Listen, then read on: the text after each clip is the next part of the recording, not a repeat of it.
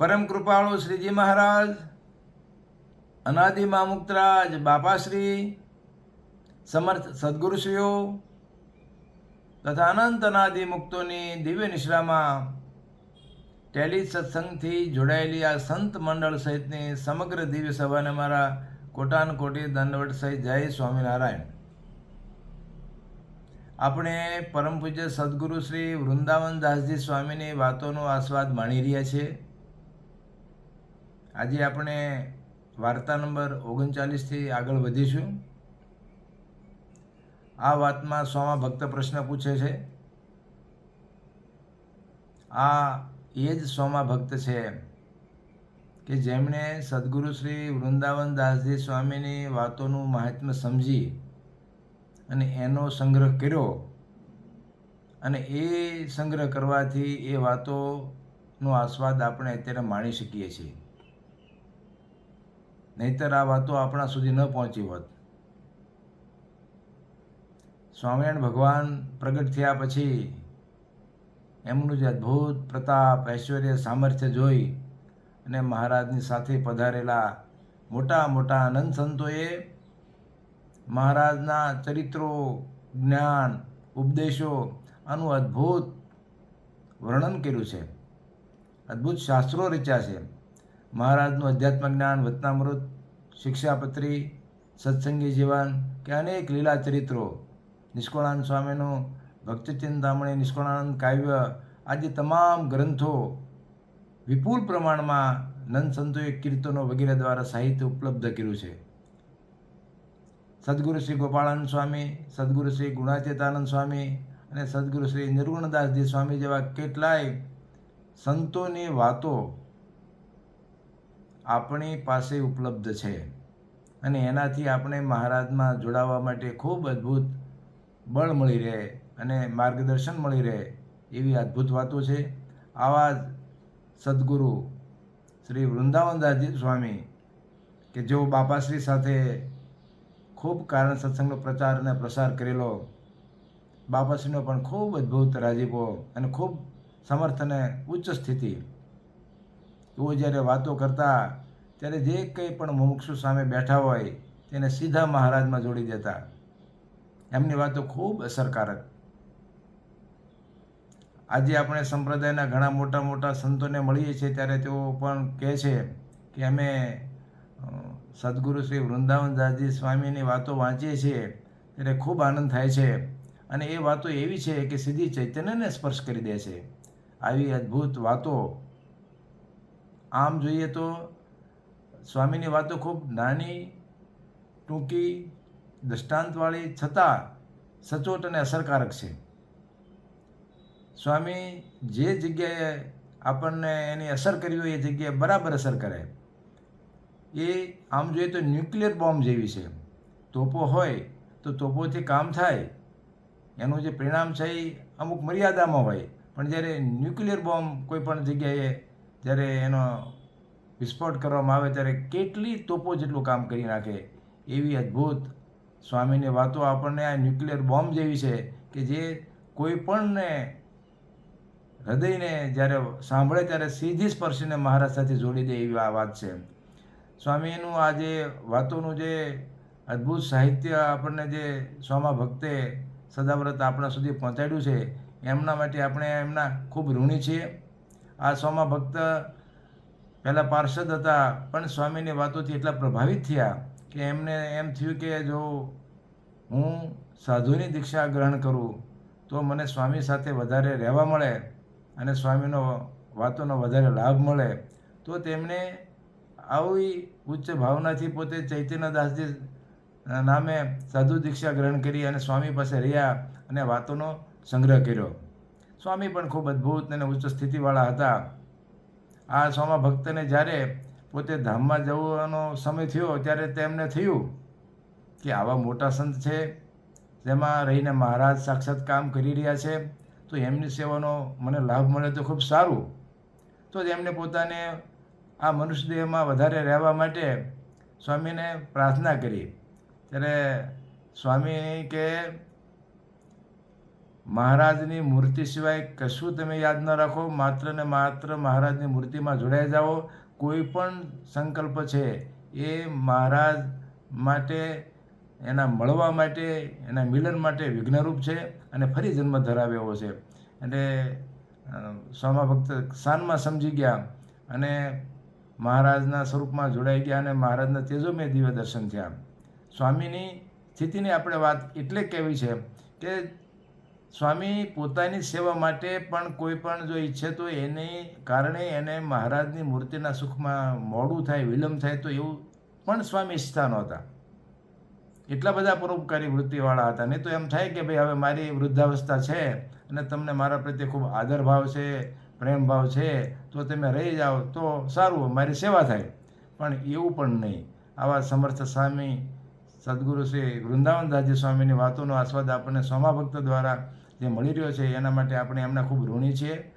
સ્વામીની વાતોમાં જો આપણે આગળ વધીએ તો સ્વામિનારાયણ હરે, સ્વામા ભક્તે પ્રશ્ન પૂછ્યો છે, પારસ અડે એટલે તુરત પારસ થાય છે, તેમ મૂર્તિનો સંબંધ થતાં જ જીવ દિવ્ય થઈ જવો જોઈએ, પણ દિવ્ય થવામાં ફેર રહે છે તેનું શું કારણ? સ્વામા ભક્ત અહીંયા સ્વામીનો પ્રશ્ન પૂછે છે કે પારસને કોઈ અડે તો એ વસ્તુ પારસ થઈ જાય.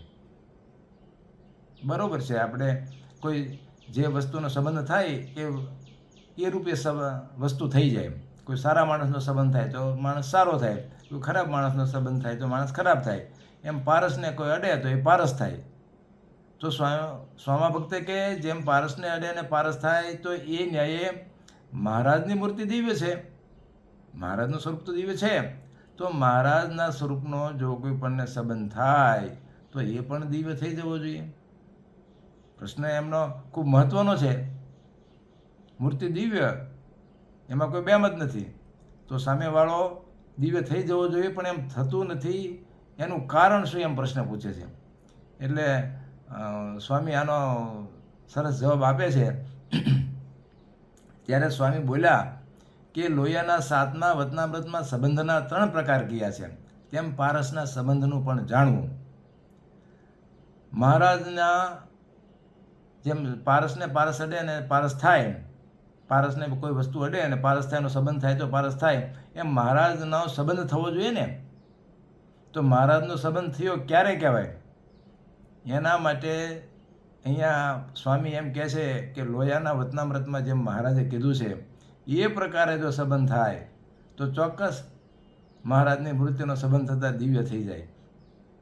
તો મહારાજનું જે લોયાનું જે 7મું વચનામૃત છે એની અંદર આપણે સૌ જાણીએ છીએ કે એ વખતે સદગુરુ શ્રી નિત્યાનંદ સ્વામી, જે સદગુરુએ વચનામૃતનો ગ્રંથનો સંગ્રહ કર્યો હતો, એમાંના સદગુરુ શ્રી નિત્યાનંદ સ્વામી એ સભામાં વચનામૃત લાવે છે.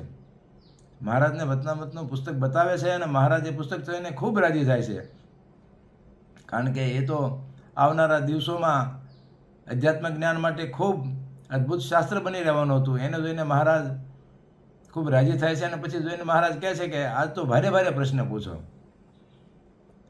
ત્યારે મુક્તાનંદ સ્વામી પ્રશ્ન પૂછે છે કે ઋતે જ્ઞાનાન મુક્તિવાળો જે શ્રુતિવાળો પ્રશ્ન છે એનો ઉલ્લેખ કરીને કહે છે કે ભગવાનનું સાક્ષાત જ્ઞાન છે એ જ જો એને જીવનું કલ્યાણનું કારણ છે, તો એમ કે બીજા સાધનો જે છે એ શાના માટે છે? ત્યારે મહારાજ એમ કહે છે કે જાણવું એટલે જ્ઞાન. ત્યાર પછી નિત્યાનંદ સ્વામી કે પછી જાણવું હોય તો બધા શાસ્ત્રમાં ભગવાનને જાણે છે કે આવા ભગવાન છે, કેમ છે એમ. તો એવું શાસ્ત્રમાં જાણવાથી જો બધાનું કલ્યાણ થઈ જાય એવું તો કે બનતું નથી.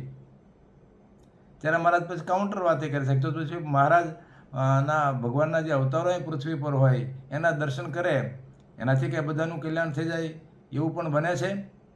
તો કે તો જન્માંતરે કલ્યાણ થાય. ત્યારે મહારાજ કે શાસ્ત્રમાં સમજે કે મહારાજ ભગવાનના અવતારોને કે ભગવાનને એમના મહાત્મ્ય વગર દર્શન કરે તો એનું પણ જન્માંતરે કલ્યાણ થાય. એટલે મહારાજને અહીંયા પોતાના સ્વરૂપમાં બધા મહારાજને તો જોઈ રહ્યા હતા, મહારાજના દર્શન કરે, મહારાજને સ્પર્શ કરે, મહારાજને સેવા કરે, આ બધું જ કરી રહ્યા હતા. તો મહારાજને પોતે કહેવા છે એવા જાણીને સંબંધ કરે, એના માટે થઈને આખી આ વાત મહારાજ આગળ લઈ જઈ રહ્યા છે. એટલે મહારાજ કે ભગવાનનો જે સંબંધ છે એ ઇન્દ્રિયો, અંતઃકરણ અને આત્મસત્તાએ અનુભવે કરીને કરે ત્યારે પૂર્ણ રીતે થાય. ખાલી આપણે દર્શન કરીએ પણ એ આપણા અંતરમાં બરાબર ઉતરે નહીં તો એ મહારાજને જોતું નથી. આપણે અહીંયા માનો કે મોર્નિંગ વોકમાં કોઈ આપણે રિલાયન્સના મુકેશભાઈ આપણી સાથે હોય કે બીજા કોઈ એલન મસ્ક આપણી સાથે હોય ને આપણે વોકિંગ કરતા હોય તો આપણે એને જાણીએ કે ભાઈ આ એક ઉદ્યોગપતિ છે, પણ પછી આપણને એની એસેટ, એની સંપત્તિની ખબર પડે કે એટલા મિલિયન બિલિયન ડોલરને આ એટલા દેશોમાં કારોબાર છે, તો આપણે એના પ્રત્યે વિશેષ મહાત્મા થાય. અને એ વિશેષ મહાત્મા થાય ને પછી કદાચ આપણને એની હારે એની કંપનીમાં જોડી દે તો એની હારે ઓર આપણે સંબંધ થાય. એમ મહારાજનું કહેવું છે કે અમે પૃથ્વી પર આવીએ છીએ, અવતાર ધારણ કરીએ છીએ, પછી તમે અમને રોજ જોવો છો, દર્શન કરો છો, એ માત્ર બાહ્ય ઇન્દ્રિયથી જ જો તમે જોતા હો તો તમે અમારું પૂરું મહાત્મા જાણ્યું નથી.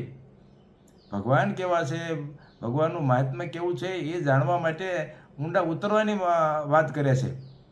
આપણે ઘણી વખતે નાના હોઈએ ત્યારે આપણે કોઈ પ્રસંગ બન્યો હોય તો ખાલી અમુક પ્રસંગો બનવા ખાતર બનાવીએ, આપણને યાદ ન હોય, પણ અમુક પ્રસંગો એવા હોય કે આપણે અત્યારે મહારાજ કેમ એકદમ સાંભળી આવે. ઘણી વખતે નથી કોઈ કહેતા કે કોઈનું અપમાન થયું ને કે કોઈ કંઈ વાંધો પડ્યો હોય અને એને શબ્દો એને વાગી ગયા હોય તો આપણને અત્યારે ઘણા વર્ષો પછી મળે તો એમ કહે કે ભાઈ એ તો મારા જીવમાં લાગી ગયા છે, હાડો હાડ લાગી ગયા છે, એટલું બધું એના અંતરમાં ખૂતી ગયું હોય. કારણ કે એ માત્ર બાહ્ય ઇન્દ્રિયોથી નહીં પણ અંતઃકરણ સુધી એ વાત એને ઘૂસી ગઈ હોય છે. એમ મહારાજ કહે છે કે અમારું જે સ્વરૂપ છે, એ અમારું જે દર્શન છે એ તમે તમારા અંતઃકરણ સુધી પહોંચાડો. બાહ્ય દર્શન જરૂરી છે, બાહ્ય સેવા, પૂજા, કથા, વાર્તા બધું જરૂરી છે, પણ એટલેથી તમે અમારું પૂરું મહાત્મા જાણી નહીં શકો. એટલા માટે એમ કહે છે કે અમે કેવા છીએ એના માટે મહારાજ પોતાના આખી વાત એ કરવા માગે છે કે તમે એ બરાબર ઊંડા ઉતરો કે જેથી તમને અમને જે રિયલમાં અમે તમારે જે સુખ ભોગવવા માગીએ છીએ.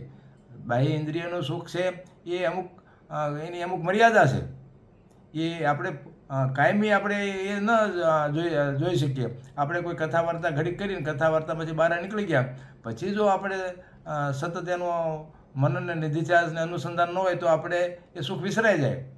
એટલે અહીંયા મહારાજ કહે છે કે તમારે અમને જાણવા માટે કેવી રીતે જાણવા, આ પૃથ્વી પર જે અવતારો થાય છે એ અવતારો થાય ત્યારે બધા એના દર્શન તો કર્યા જ હોય. કૃષ્ણ ભગવાનનો અવતાર થયો ત્યારે કૃષ્ણ ભગવાનને અર્જુનની સાથે બધાએ ઘણાએ દર્શન કર્યા હોય, પણ અર્જુનને રોજ સાથે બેસતા ઉઠતા પણ આ વચનામૃતમાં જ આવે છે કે અર્જુનના રથ, મહાભારતના યુદ્ધ વખતે અર્જુનની પાટલી પર ભગવાન બેઠા હતા. પણ જ્યારે અર્જુનને એમને વિશ્વરૂપ દેખાડ્યું ત્યારે એને અહો થયું કે આ નદી, પર્વત, સમુદ્ર બધું આ ભગવાનમાં છે, તો આ ભગવાનને હું રોજ હળું મળું છું પણ આ તો કેવડા મોટા છે. એમ મહારાજને કહેવું છે કે તમે રોજ અમારી સાથે હળો મળો છો, આ કરો છો, તે કરો છો, પણ અમે કેવા મોટા છીએ એ તમે બરાબર જાણો, એવો સંબંધ અમારી હારે કરો. એટલે આખી વાત મહારાજને ત્યાં લઈ જવું છે. કારણ કે ઇન્દ્રિયોથી કે અંતઃકરણથી ભગવાન પર છે, અગોચર છે, એટલે ત્યાં સુધી જાણવાથી આપણે એને પૂરેપૂરા જાણી નહીં શકીએ. એટલે ભગવાન કહે છે કે ઇન્દ્રિયો અંતઃકરણથી પર થઈને જીવ સત્તાએ અનુભવ જ્ઞાને કરીને જ્યારે જાણો ત્યારે તમે બરાબર અમને જાણી શકો. બાપાશ્રીએ રહસ્યાર્થમાં ખૂબ સરસ ચોખવટ કરી છે.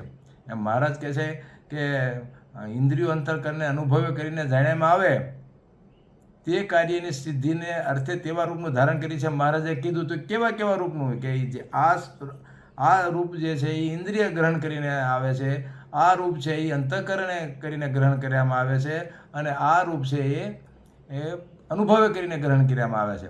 તો એના માટે મહારાજ રહસ્યાત્મક બાપાશ્રી ખૂબ સરસ જવાબ આપે છે કે જે મત્સ્ય કચ્છાદિક મહારાજના બધા જે અવતારો થાય છે એ બધા એ જે રૂપ છે એને આપણે જે દર્શન કરીએ, જોઈએ એના જે કાર્યને એ ઇન્દ્રિયો કરીને ગ્રહણ કરવામાં આવે. અને એ જે રૂપ છે એની પાછળ જે મૂળ એ જે આખી ઉત્પત્તિ, પ્રલય, આ બધી જે ક્રિયાઓ થઈ રહી છે એ ભગવાનના જે મૂળ અક્ષર છે, વાસુદેવ બ્રહ્મ છે કે મહાકાળ રૂપી જે છે, આ બધી જે ક્રિયાઓ ઉત્પત્તિ સ્થિતિને પ્રલયની સમગ્ર બ્રહ્માંડોની જે ક્રિયા છે, એવા જે ભગવાનને જાણીને એમ જાણવું હોય તે કરીને જાણ્યા કહેવાય. અને પછી છેલ્લે બાપાશ્રી કહે છે કે પોતાના ભક્તોને મૂર્તિનું સુખ આપવું તે કાર્ય જાણવું, અને એ સુખ આત્મસત્તાથી અનુભવાય છે. એ સુખ આપવાને અર્થે ભક્તના આત્માને વિશે જે પોતે દર્શન આપે છે, સાક્ષાત દેખાય છે તે રૂપ, ત્યાં સુધી એ અનુભવની વાત કરે છે. બાપાશ્રી તો આગળ ના પ્રશ્નમાં એથી પણ સરસ વાત એ કરે છે કે ઇન્દ્રિયો અંતઃકરણને અનુભવી ત્રણે પહોંચે એવા ભગવાનને જ્ઞાને કરીને મોક્ષ થાય એમ કહ્યું તે ભગવાન ક્યાં છે અને ત્રણે પહોંચ્યા ક્યારે કહેવાય. હવે બાપાશ્રીને જે મહારાજને જે મુખ્ય વાત કરવી છે એ આ કહે છે કે ઇન્દ્રિયો, અંતઃકરણ અને અનુભવ એ ત્રણે પહોંચવું છે. તો એ ત્રણે પહોંચાય એવા ભગવાન ક્યાં? આ બધા ત્રણે પહોંચે ત્યારે સંપૂર્ણ થાય. આખી વ્યવસ્થા ભગવાને એવી કરી છે કે આ જીવને પૃથ્વી પર મોકલે, પૃથ્વીને પર મોકલી જીવને પછી આ બધી ઇન્દ્રિયો કે બધી જે કંઈ આપે છે એનાથી ગ્રહણ કરવામાં આવે. એ શું થાય? તો ભગવાનનું જે સ્વરૂપ છે, ભગવાનનું સ્વરૂપ છે પ્રાથમિક રીતે ત્યાંથી ગ્રહણ કરવામાં આવે. તો એ પ્રથમ ઇન્દ્રિયોથી ગ્રહણ કરવામાં આવે. એના માટે શું? તો બાપાશ્રી સરસ જવાબ આપે છે કે એવા આ પ્રત્યક્ષ ભગવાન શ્રી સ્વામિનારાયણ છે, તે ભગવાન દયાએ કરીને મનુષ્યરૂપે દર્શન આપે, તેના દર્શન કરીએ તે ઇન્દ્રિય પહોંચ્યા કહેવાય. સીધો સાદો અર્થ બાપાશ્રી કે મહારાજ જ્યારે વિરાજતા હોય, મહારાજ ઢોલિયા પર બેઠા હોય, મહારાજના કેવા સરસ મજાના નંદ સંતોએ કીર્તન ગાયા છે. મને પ્યારી લાગે મૂર્તિ તમારી, જોઈ રૂપ મનોહર તારું માવા, એમ કરીને ભગવાનના જે કંઈ પણ કીર્તનો ગાયા, જે કંઈ પણ એના જે પણ મહારાજના સ્વરૂપમાં પોતે ખેંચાણા છે, એ જે કંઈ પણ ભગવાનની જે બધી દર્શનો છે એ બધા ઇન્દ્રિયો કરીને ગ્રહણ કરવામાં આવ્યા, એટલે ઇન્દ્રિયો સુધી પહોંચ્યા કહેવાય. અને પ્રત્યક્ષ શ્રી સ્વામિનારાયણ ભગવાનનો મહિમા સમજે, જે આ ભગવાન છે તે ક્ષર, જે માયા અને અક્ષર, જે મૂળ અક્ષરાદિક સર્વેના અંતર્યામી આધાર ને કારણ છે, અને તે સર્વેમાં અંતર્યામી રૂપે રહ્યા થકા મૂર્તિમાં ન્યારા છે, તે આ પ્રત્યક્ષ મુને મળ્યા તે છે. એમ મહિમા સમજીને શ્રીજી મહારાજને પોતાના હૃદયને વિશે દેખે ત્યારે એને અંતઃકરણ સુધી પહોંચ્યા કહેવાય. આટલી બધી સરસ સ્પષ્ટ અને સરસ વ્યાખ્યા તો બાપાશ્રી જ કરી શકે. બાપાશ્રીનો તો ખૂબ મોટો ઉપકાર છે કે એટલું સ્પષ્ટીકરણ, એટલી ઊંડી વાત, એટલી સ્પષ્ટ વાત બીજા કોઈની ક્ષમતાની વાત નથી. એવા બાપાશ્રી સરસ આપણને સમજાવે છે કે ક્યારે અંતઃકરણને પહોંચ્યા કહેવાય. આ હૃદયને વિશે ભગવાન દેખાય ત્યારે એ અંતઃકરણ સુધી પહોંચ્યા કહેવાય. બાહ્ય રીતે આપણે મહારાજને દર્શન કરીને રાજી થઈએ એ ઇન્દ્રિયો કરીને રાજી કર્યા કહેવાય. અને એવો આગળ વાત કરે છે, અને એમનો જે પોતાનો જે બ્રહ્મરૂપ જે પોતાનો આત્મા છે તેને વિશે દિવ્ય તેજોમય અખંડ દેખે. હવે વાત આગળ આવી કે દિવ્ય તેજોમય અખંડ દેખે પોતાના આત્માને વિશે, ત્યારે ત્રણે પોગ્યા કહેવાય. એ કાયમી અનુભવ રહે છે, એ અનુભવ અટકતો નથી, એ અખંડ છે. એવો જે અનુભવ થાય એને ત્રણે પોગ્યા કહેવાય. આવું મહારાજને પોતાને કહેવું છે કે હું અહીં તમારી સમક્ષ વિરાજમાન છું, તમે આવો મને સમજો.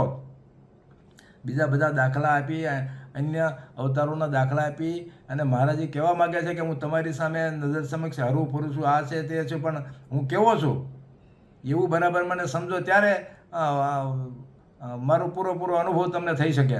એટલે આવી રીતે સંબંધ થવાની વાત છે. જેમ સ્વામીને જે સંબંધ કરીને દિવ્ય કરવા છે તે આવી રીતે થાય ત્યારે મહારાજ માનો કે અત્યારે તો વિરાજમાન નથી, તો મહારાજ વિરાજમાન ન હોય ત્યારે પછી આ પ્રક્રિયા કેમ કલ્યાણની કરવી? એના માટે બાપાશ્રીએ એની ખૂબ વાત આપણને અસરકારક એ છે કે બાપાશ્રી કહે છે કે અક્ષરધામમાં જે મહારાજ છે, ધર્મ ભક્તિને ઘેર પ્રગટ થયા જે મહારાજ છે, અને મૂર્તિ રૂપે જે મહારાજ છે, આ બધા મહારાજના સ્વરૂપો એક જ છે એમ બાપાશ્રી કહે છે. એના ભાગ રૂપે જ બાપાશ્રી અહીંયા કહે છે કે એમની પ્રતિમાને પણ એવી રીતે મહિમા જાણીને પોતાના આત્માને વિશે ધ્યાને કરીને સાક્ષાત્કાર કરે તો ઇન્દ્રિયો અંતઃકરણને અનુભવ પહોંચ્યા કહેવાય. હવે મહારાજ વિરાજમાન હોય ત્યારે તો મહારાજે કીધું એમ એના સ્વરૂપમાં જોડાય, એની વાત માહિતમાં સમજે, પણ અત્યારે તો મહારાજ મનુષ્યદેહ વિરાજમાન ન હોય. એટલે બાપાશ્રી કહે છે કે મહારાજના સ્વરૂપો જે છે એ પ્રત્યક્ષ મહારાજ જ છે. એમના ધ્યાને કરીને એનો સાક્ષાત્કાર કરીને જે જોડાવે ત્યારે એ ત્રણે પોગ્યા કહેવાય એમ છે. હવે આખી આ વાત જે છે એ આખી વાત મહારાજને સુધી પહોંચવા માટે એ એક આખી યાત્રા છે. એ સહેલી યાત્રા નથી. સ્વામી આપણને આગળ કહે છે કે ક્રમે ક્રમે જીવને કેવી રીતે પહોંચાય એમાં માટે સ્વામીએ આંબાના ગોટલાનો દાખલો આપીને આગળ આપણે વાત કરે છે કે જેમ ગોટલો વાવ્યો ત્યારથી આંબો કહેવાય. આપણે નાના હોય ત્યારે આપણે કેરીની ગોટલી હોય તો આપણે વાવી દઈએ અને વાવી ત્યારે તરત આપણે કહીએ નાનો બાળકો કે મેં આંબો વાવ્યો છે. પછી એમાંથી થોડો 2-4 કોંટા કાઢે પાંદડા કાઢે તો એમ કે મારો આંબો ઉગ્યો. એમ સ્વામી એમ કહે છે કે એ આંબો જે વાવ્યો છે એને પછી ધીરે ધીરે પાંદડા તથા મોર આવે, પછી ફળ થાય અને આંબે કેરી આવે. તે પણ પ્રથમ તો નાની હોય, પછી થોડે થોડે મોટી થાય, પછી શાક પડે તો પણ તેમાં ખટાશ તો હોય. સ્વામી કે એ જ્યારે પકવે ત્યારે મીઠી થાય.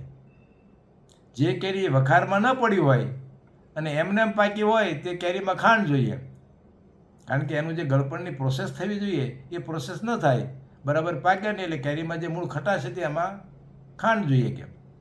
પણ જે વખારમાં પડી હોય તે કેરીમાં ખાંડ ન જોઈએ, કારણ કે બરાબર વખારમાં ગરમીથી પાકી હોય એટલે એમાં ખાંડ ન જોઈએ. માટે જ્યાં સુધી વખારમાં ન પડી હોય ત્યાં સુધી મીઠી ન થાય. જ્યાં કેરીને બરાબર પકવવી હોય તો એને વખારમાં દાબમાં નાખવી જોઈએ તો એ બરાબર મીઠી થાય. તેમ આખી વાત સ્વામીના કીધી. ઉદાહરણ પણ કહેવાનું શું સ્વામીનું છે કે તેમ સમાગમ કરતાં કરતાં સિદ્ધ તથા સર્વજ્ઞ થાય અને મૂર્તિના સુખે સુખ્યો થાય ત્યારે પારસના જોગે પારસ થયો જાણવો. સ્વામીને છેક સુધીની જે યાત્રા છે એ યાત્રા સ્વામી આપણને ઝાડના આંબાના દૃષ્ટાંતે આ ચૈતન્યની યાત્રા ભગવાન સુધી પહોંચવાની જે યાત્રા છે એ આપણને સરસ રીતે આ દાખલો આપીને સમજાવે છે. કારણ કે મોટા મુક્તો જે છે એ અત્યારે મામાના આપણે ઘણી વખતે સાંભળીએ છીએ કે એમના જે આશીર્વાદમાં આવી ગયો એ મામા એને મુક્તની દૃષ્ટિથી જોતા, કારણ કે આજ નહીં તો કાલ એ મહારાજના સ્વરૂપમાં સુધી પહોંચવાનો જ છે. એમ અહીંયા સ્વામી કહે છે કે કેરી છે, આંબો છે, પણ ધીમે ધીમે કેરી પાકતી એ પાછી મીઠી થશે. બાપાશ્રીએ પણ આપણને વાત નથી કરી કે ભાઈ મહારાજની આજ્ઞા ન પાળતો તો સ્વામિનારાયણ ભગવાનનો ન કહેવાય, પણ જે આજ્ઞા પાળતો હોય એ ગુણબુદ્ધિવાળો જે શરૂઆતનો ભક્ત હોય નાની મોટી આજ્ઞાઓ પાળે, પણ જે હજી એને ભગવાનના પ્રસન્નતાના અર્થે જે સાધનો કરવા છે એમાં એટલી તીવ્ર ન હોય તો એ ગુણબુદ્ધિવાળો કહેવાય. અને ચાલો ચાલ એ કહેવાય કે જે નાની મોટી તમામ આજ્ઞાઓ પાળે, ભગવાનને પ્રસન્નતાના સાધનો કરવાના જે છે ધ્યાન, માળા, માનસી પૂજા, કીર્તન, કથા વાર્તા બધું જ ખટકો રાખીને જે કરે એ એને મહારાજે ચાલો ચાલ કીધો છે. અને ત્યાર પછી એકાંતિક જે થાય એમાં તમામ એના સાધનનો અંત આવી જાય અને એનું જે ચૈતન્ય છે એ મહારાજનું સ્વરૂપ પધરાવે એટલું ઉચ્ચ કક્ષાનું થાય, એટલું શુદ્ધ થાય, એને તમામ જગ્યાએથી રાગ રહી જાય, મહારાજ સિવાય કશું જ ન રહે.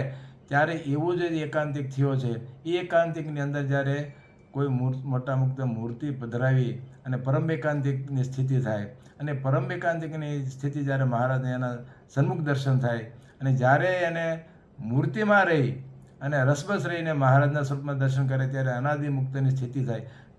આ જે આખી પ્રોસેસ છે એ પ્રોસેસ જેમ કેરીના દાબમાં આપણે રાખીએ ને, કાચી કેરી લઈને દાબમાં ઘરે મૂકીએ અને જેમ પાકી જાય એમ આ ચૈતન્યને આખી જે પ્રોસેસ છે એ મોટા મુક્તના પ્રસંગથી થાય. આ જે અનાદિ મુક્તની સ્થિતિ થવી એ મોટા મુક્તના સમાગમ વગર શક્ય નથી, એ સિદ્ધ થતું નથી. જેમ આપણે દીવાની વાટીઓ બાજુમાં રાખીએ પણ એનાથી કાંઈ દીવો પ્રગટે નહીં, પણ જો આપણે એને દિવાસળી હોય અથવા પ્રગટેલી વાટ હોય એ બીજા દીવાને પ્રગટાવે તો એમાંથી તરત એનું દીવો પ્રગટે છે. એવી રીતે આ ચૈતન્યને મહારાજના સ્વરૂપમાં જે મૂકી દેવો એ મોટા મુક્તના સમાગમ વગર શક્ય નથી. એટલે સ્વામી કહે કે એ સમાગમ કરતાં કરતાં સિદ્ધને સર્વજ્ઞ થાય ત્યારે આ સંબંધ થયો પૂરો જાણવો. કારણ કે મોટા મુક્તની પાસે જઈએ એટલે એની સાથે રહીએ એટલે એ જેવા છે આપણને કરે, આપણા અવયવોનું પરિવર્તન થાય. આપણા એમની સાથે રહીએ એટલે આપણે આપણું જે જોડાણ માયા તરફથી હોય એ એને બહાર કાઢી અને ભગવાન તરફી જોડી અને પોતાનું સામર્થ્ય વાપરીને મહારાજમાં જોડી દે એટલે મોટા મુક્તોનું સમાગમ ખૂબ જરૂરી છે. એટલે મોટા મુક્તોના રાજીપાથી આ પ્રાપ્ત થાય છે. પછી મામા અમૃત સરિતાના ભાગ 3ની 12મી વાતમાં પણ એમ કહે છે કે સદગુરુ શ્રી વૃંદાવનદાસજી સ્વામી ધાંગધ્રામાં પધારેલા હતા અને ત્યારે ખૂબ મોટી સભા થયેલી અને મોટી સભા થયેલી તે સ્વામી ને મામાને પ્રશ્ન પૂછે છે કે આ સભા થઈ તે અનાદિ મુક્તિની સભા હતી. ત્યારે મામા કહે છે કે જે આપ બિરાજો છો આપમાં મહારાજ પ્રત્યક્ષ બિરાજે છે એટલે તો બધા આખી સભા છે અનાદિ મુક્તિની સભા થઈ ગઈ ને એમ કે મહારાજ સાથે જોડાઈ ગઈ એટલે. ત્યારે સ્વામી કહે છે કે આ બધાની અંદર જે અધરથી જીલેશ અને જેને વિશ્વાસ ને ભરોસો આવી જાય એને આને આ જન્મ થાય. પણ ઘણા એવા હોય ચાલને ગુણ બુદ્ધિવાળા હોય તો એને થોડી વાર લાગે, ફરી જન્મ પણ ધરાવે. એમ આપણને તો મોટા ભાગ્ય છે કે આપણને એમની વાતોમાં વિશ્વાસ પીડ્યો. મામા આખા અમૃતસરિતામાં એક જ કહે છે કે જે મોટા મુક્તના આશીર્વાદ મળ્યા છે એમને છેલ્લા જન્મના જે આશીર્વાદ આપ્યા છે, મહારાજની મૂર્તિમાં રાખવાના જે આશીર્વાદ આપ્યા છે એમાં શંકા ન કરવી, એમાં વિશ્વાસ રાખવો. એ જો વિશ્વાસ હોય તો આને આ જન્મે એનું કામ થઈ જાય અને જો વિશ્વાસ ન હોય તો થોડું મોડું કરાવે. મામા એમ કહે છે એટલે આપણે મહિમા સહિત ભગવાનને જાણી અને એટલું પરિપૂર્ણ જે જ્ઞાન મહારાજને જે કહેવું છે એ પ્રમાણે આપણે સમજી લઈએ તો આપણે પારસના જોગે, પારસ એટલે મૂર્તિ જેમ દિવ્ય છે એમ આપણે પણ દિવ્ય એટલે કે આપણું કલ્યાણ થાય. હવે મુક્તાનંદ સ્વામી એક પાછા પ્રશ્ન એમાં પૂછી લે છે કે આપણે સમજ માટે આપણે કરી લઈએ કે આવી જે પ્રાપ્તિ છે સર્વજ્ઞાન સિદ્ધ એવું કદાચ ન થયું હોય અને અંતઃકરણમાં તો એવી દ્રઢ હાંટી પડી ગઈ હોય અને એવું સ્વરૂપ ન દેખાણું તો શું? ત્યારે મહારાજ કહે છે કે એ જરૂરી તો છે જ. જેમ માનો કે અંધારું ઘર હોય એમાં કોઠીને થાંભલા મહારાજ વચનાવ્રતમાં દાખલો આપે છે કે હોય તો એ અંધારું એટલે દેખાય નહીં પણ ખબર હોય કે આ કોઠી છે ને થાંભલો છે, પણ જ્યારે પ્રકાશ થાય ત્યારે કેટલું સ્પષ્ટ રીતે દેખાય છે. એમ જ્યારે અંતરમાં એ દેખાય ત્યારે પેલું અનુમાને હોય એનું પ્રત્યક્ષ દેખાય ત્યારે એની ખૂબ વિશેષતા છે એ થવું જોઈએ. પણ કદાચ એને જો એવું દેખાતું નથી અને અંતરમાં ઠાવકી બરાબર આંટી પડી ગઈ છે તો ભગવાનની જો સમજીને ભક્તિ કરે ને ભગવાનના પોતાને પ્રત્યક્ષપણે ભગવાનમાં જોડાયેલો માને અને પોતાને કૃતાર્થ માને અને એમ સમજે કે ભાઈ મને કદાચ અત્યારે મહારાજને નહીં દેખાડવું હોય એવું સમજીને જો વિશ્વાસ રાખે તો એમાં મહારાજને એમાં વાંધો નથી. પણ જો અવિશ્વાસ આવ્યો તો જેમ મામાને વારંવાર કહે છે મહારાજ પણ કહે છે કે બરાબર સાકાર મૂર્તિ એવા જે પ્રત્યક્ષ ભગવાન સ્વામિનારાયણ છે, મહારાજ વિરાજતા હોય તો મહારાજની વાત હોય, અત્યારે મહારાજના વિરાજતા હોય તો મૂર્તિની હોય. પ્રત્યક્ષ જે ભગવાન છે એ પ્રકૃતિ પુરુષ અક્ષરથી મૂળ અક્ષરથી બધા પર છે એવા જે ભગવાન છે એમાં અન્યને પણ જે આપણે જોડાઈ જવાની વાત છે એમાં કશી ખામી નહીં રાખવી એમ સમજાવે છે.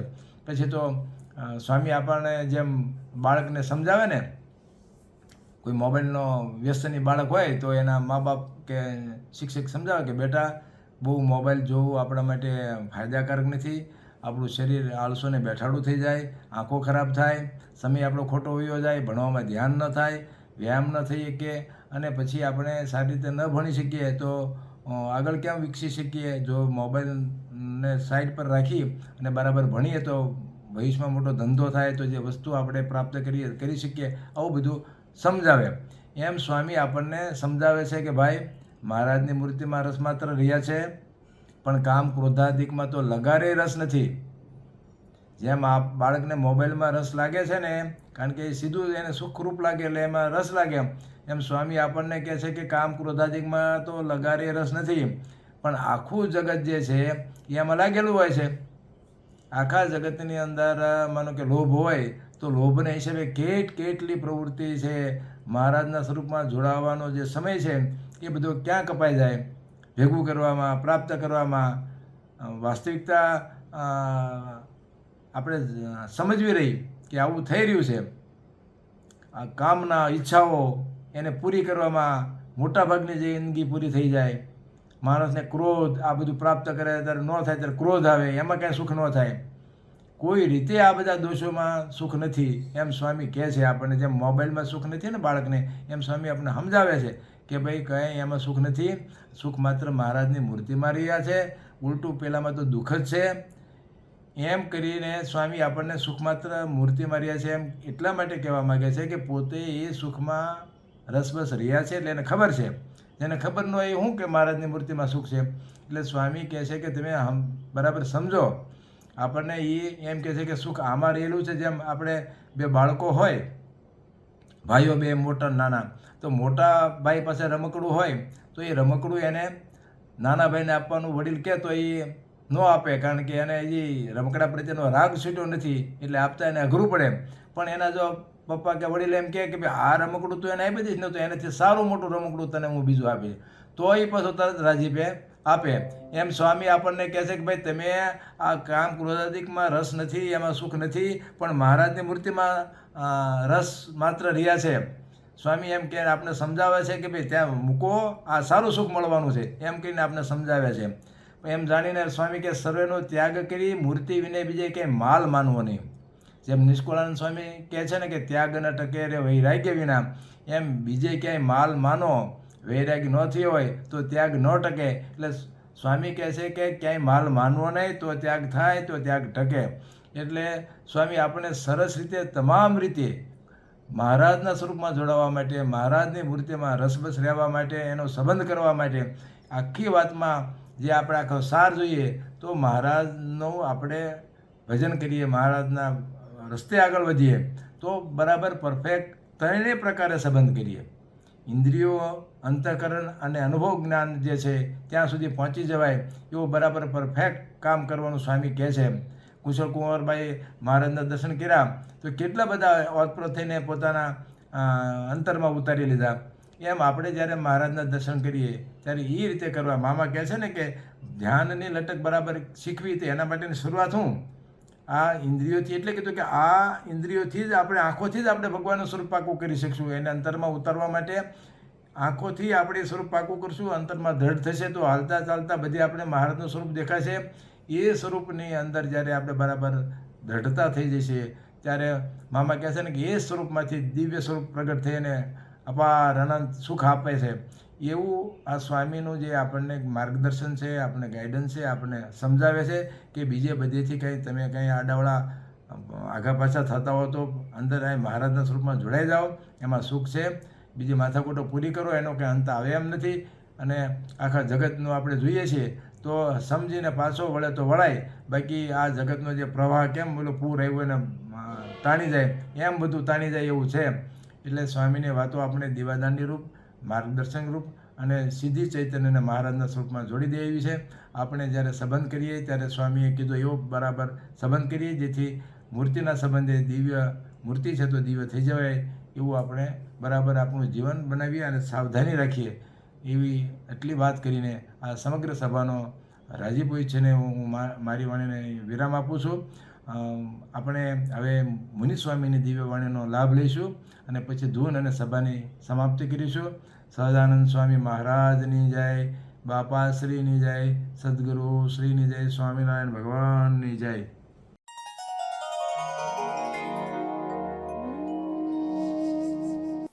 તારે અભિમાન છે કે મહારાજ એમ જાણીએ પછી કે ભગવાનની મૂર્તિનું ચિંતન થાય તો બહુ સારી વાત છે, પણ એવું ચિંતન રહેતું નથી એનું શું કરવું? અખંડ ભગવાનનું ચિંતન કેમ કરીએ તો થાય? તારે મહારાજ કે અખંડ ચિંતન થાય એ શ્રદ્ધા કરી દી, શ્રદ્ધા હોય તો થાય. શ્રદ્ધા ક્યાંથી થાય? કેમ કરે તો શ્રદ્ધા થાય? ભગવાનનો મહાત્મા સમજે, ભગવાનનું જેવું છે એવું મહાત્મા સમજાય તો શ્રદ્ધા થાય. મહાત્મા ક્યારે સમજાય? તો સત્પુરુષને શાસ્ત્રના યુગ સુધી સમજાય. ભગવાનનો પેલો નિશ્ચય પાકો થયો હોય તો આ સ્વામિનારાયણ ભગવાન એક જ કરતા છે, શ્રવણા કારણ છે, શ્રવણા ઉપરી છે. એવો ઇન્દ્રિય જીવમાં ભગવાનનો નિશ્ચય હોય, મહાત્મ્ય સહિત નિશ્ચય કહેવાય. તારે એને ભગવાનનું મહાત્મા પણ છે, એવો મહાત્મ્ય સહિત ભગવાનનો નિશ્ચય હોય એટલે શ્રદ્ધા થાય.